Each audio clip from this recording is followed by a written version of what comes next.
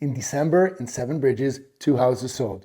One was a fantastic deal at $372 per square foot, and the other one, not so much, at $523 per square foot. Let me show you what I'm talking about. 16891 Pavilion Way was a Sanibel model, 5,188 square feet, sold for $1,930,000. That comes out to $372 per square foot, and it was on the market for 49 days. Sat on a cul-de-sac. This house had 5 bedrooms, 7 bathrooms, 1 half bath, had a saltwater pool, a full house generator. It had an extra long driveway, and it also had closet organizers. Given this house had so many different features, it should have sold for more money. I'm going to guess that the old stretched out carpets throughout the bedrooms probably hurt this house's look when people came to tour it.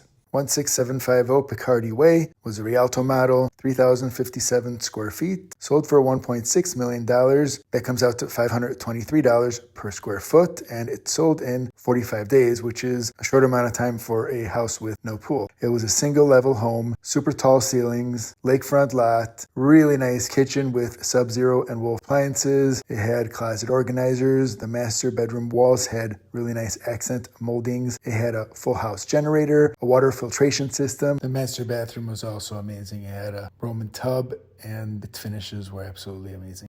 That's all, only 2 houses for Seven Bridges for the month of December. Thank you very much for watching. If you find value in watching these videos about what sold last month at Lotus, Boca Bridges, Seven Bridges, or The Bridges, please like, follow, subscribe, or even leave a comment. Thank you very much for watching, and we'll see you next time on the next market report. Thanks again.